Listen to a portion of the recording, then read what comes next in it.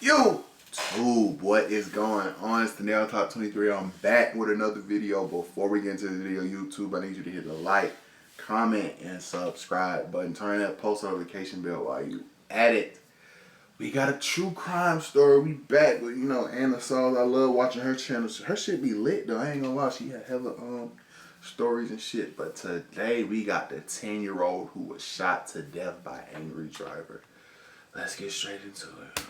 He began following them a short distance from their home after what appears to be the victim's family had just cut him off in traffic. It's a heartbreaking case of road rage. Surveillance cameras captured a white pickup hot on the trail of a sedan in which a family of four was heading home. When Dad pulled into his driveway, gunfire rang out. He gasped because it woke her up, and she was trying to breathe, and she's just slumped over, and that's where I noticed the hole in her back. On April 3rd, Darquintium and Tanisha Brown were on their way home from the Boys and Girls Clubs. Their daughters, Summer Belle and Autumn, nestled in the back seat of their car, happily chatting away. But what looked like a normal drive home suddenly took a dark turn, as Darquintium innocently cut off a man in traffic. That seemingly innocent move resulted in horrors the likes of which the Brown family never saw coming. Let's explore the case of the 10-year-old who was shot to death by an angry driver. Drive, man, I don't care, bro. Before this shit started, that road rage and shit, bro, that shit's not worth it, bro. You gonna shoot me because I cut you off in traffic? Nigga, we trying to go home. That shit just don't make no type of sense. I didn't even know my daughter was. I got hit and I laid back, and then I seen her lean forward and I seen the hole in the back. And she leaned forward and she looked at me, and I told her, baby. The evening of April 3rd, 2019 started out like any other for the Brown family. Darquintium and Tanisha Brown, loving parents to two young daughters, Summer Belle and Autumn, embarked on their routine journey to pick up their children from the Boys and Girls Clubs. He just picked me up from work, and we just got the girls from the Boys and Girls Club, just coming home. Yeah, just coming home. Little did they know that this seemingly ordinary drive home would descend into a nightmare of unimaginable proportions. As the sun dipped below the horizon, casting long shadows over Phoenix, Arizona, the Brown... Come on with all these damn ads, man.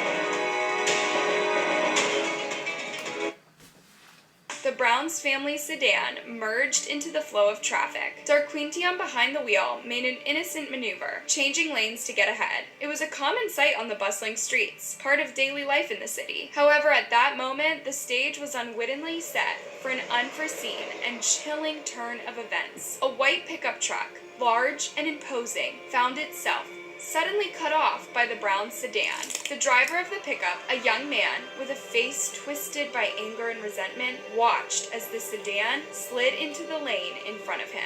Oblivious to the brewing storm behind them, Darquintium continued his journey. Glancing in the rearview mirror, he saw his family, their faces a picture of pure innocence, unaware of the perilous situation that had just unfolded. But what the Browns couldn't possibly have known was that the man in the menacing white pickup truck was not just another disgruntled driver caught in the throes of road rage. No, his intentions were far more sinister.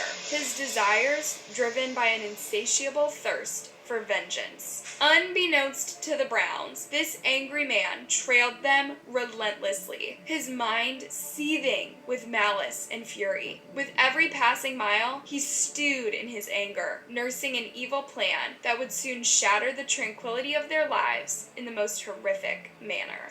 I was driving, he stayed on my bumper the whole time, so I stopped, hey, back up off. I pressed on the brake, you know what I'm saying? And then I just looked in my side mirror, to make sure he slowed up, and then I kept going.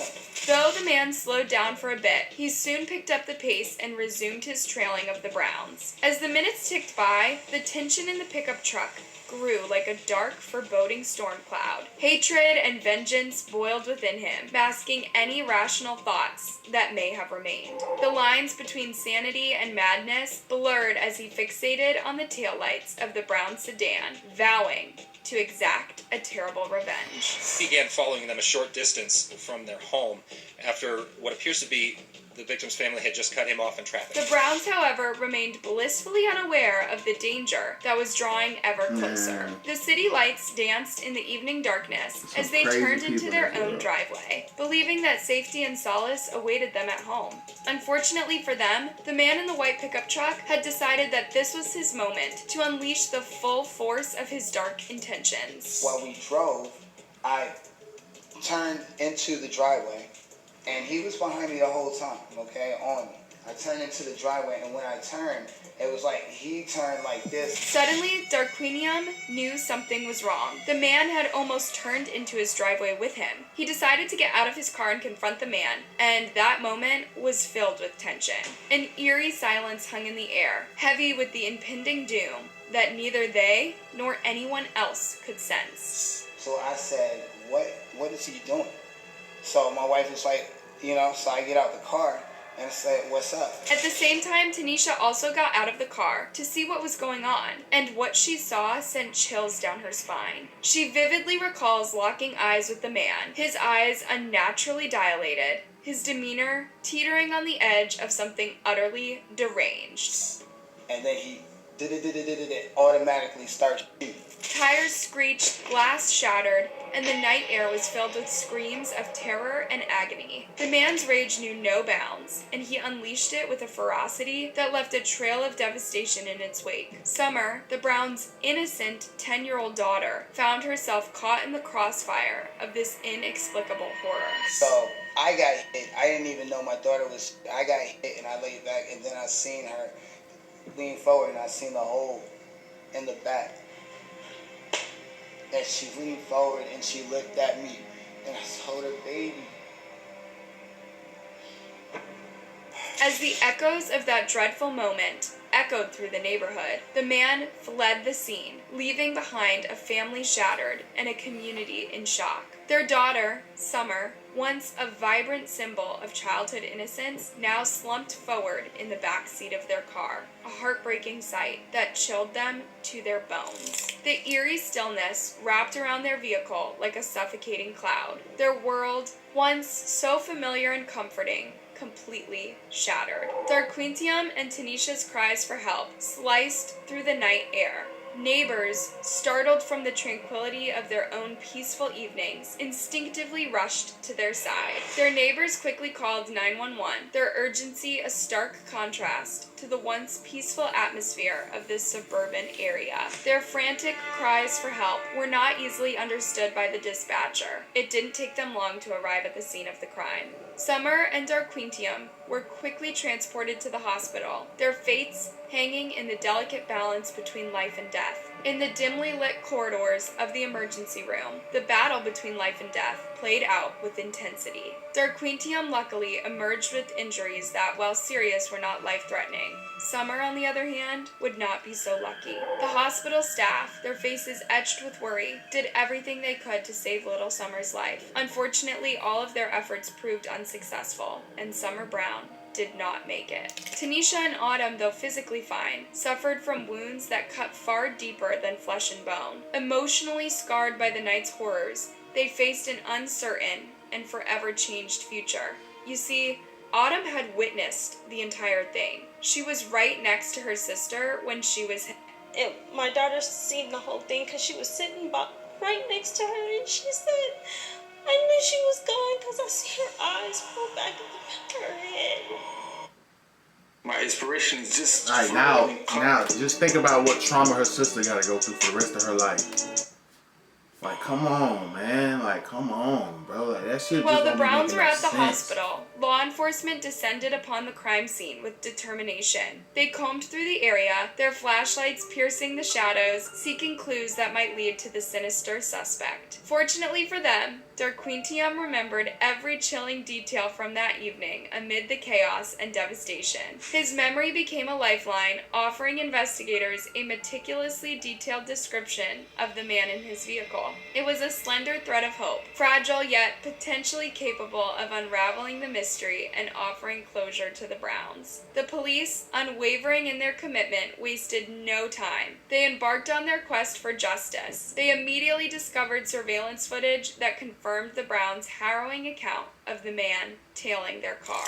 The grainy video revealed a white Ford F-150 with brown trim, its side bearing scars that spoke of a fateful encounter. It was a chilling piece of the puzzle. Officers immediately revealed details of the crime, the incriminating surveillance footage, and a composite sketch of the suspect to social media. The post went viral, and within minutes it garnered over 4,000 shares, a testament to the united determination to seek justice for Summer. Tips poured in to the hotline. Through the hundreds of tips, one stood out as a potential key to unlocking the mystery. Phoenix police released this image of the truck.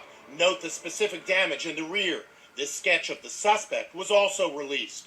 It took just one day for an arrest to be made. The puzzle pieces began to fall into place. The officers discovered the pickup truck belonged to a 20-year-old named Joshua Gonzalez. Following the crucial tip that led them to suspect Gonzalez as the potential shooter, law enforcement embarked on a tense journey to his residence. As they arrived, they could feel anticipation in the air, setting the stage for a series of discoveries that would send chills down their spines. There's a heavy police presence out here. This is all relating, we believe, to the suspect vehicle in the murder of 10-year-old Summer Bell Brown. Their attention immediately focused on the white Ford F-150 parked nearby. However, something about the vehicle seemed off. Although it looked like the truck described in the attack against the Browns, it was a little different. Active efforts made to change the appearance of that vehicle. The officers soon discovered that the tires and wheels had been hastily swapped out, a troubling attempt to change the truck's appearance. This move was calculated. It was Joshua's desperate attempt to hide the truck's connection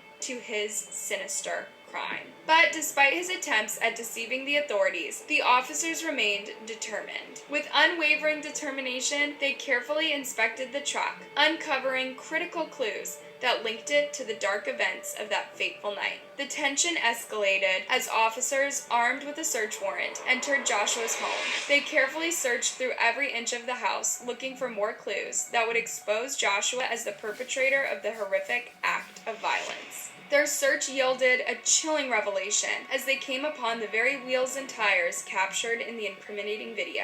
They waded through the house and came upon a firearm that bore a striking resemblance to the one described by the Browns. The firearm was sent to the lab, and the results showed that it was a direct match. Joshua Gonzalez was then placed under arrest and taken into custody. We did make an arrest in the suspect in this case. He's been identified as 20-year-old Joshua Gonzalez. He has been booked into jail on 1 count of first-degree murder and 3 counts of aggravated assault. Like, why? The tragic events of that night sent shockwaves throughout Phoenix, Arizona. News of the incident spread like wildfire, and the entire city mourned the loss of an innocent child. The heartache was palpable, and the grief immeasurable. The loss of young Summer Bell Brown was not just a personal tragedy. It was a wake-up call to the community and a stark reminder of the deadly consequences of road rage. People from all walks of life, touched by Summer's story, came together to ensure that her death was not in vain. They were united in their determination to make the roads safer and prevent another senseless tragedy like this from happening. Community members organized candlelit vigils in Summer's memory, creating a sea of flickering lights that illuminate the night sky. It was a symbol of solidarity, a way to show the Browns that they were not alone in their grief. Hey, thanks for watching. What are your thoughts on this case? Do you know of other similar cases? Let me know in a comment, and before you go, make sure you like, subscribe, and hit that bell button. See you next time, and stay safe. Yeah, bro. That road rage and shit ain't nothing to play with, bro. It's been too many cases. People died fighting and stuff just because you in a car and someone does something to you that didn't even do anything, to be honest. See, while I've been driving, I've never had any road raging incidents, but I've been in the car with somebody, has did something to somebody, and the person tried to do something to us and stuff like that. But yeah, that stuff is nothing to play with because you never know what that person in the car got or what's on their mind. So man, I don't play with that road rage. You beat, you want to go ahead. But man, RIP to something, man. Should never even went down like that, man. They just trying to get home. Now look, man. But you too, be rocking with the channel, man. Go ahead and leave me a like, comment, subscribe. Catch me on the next one.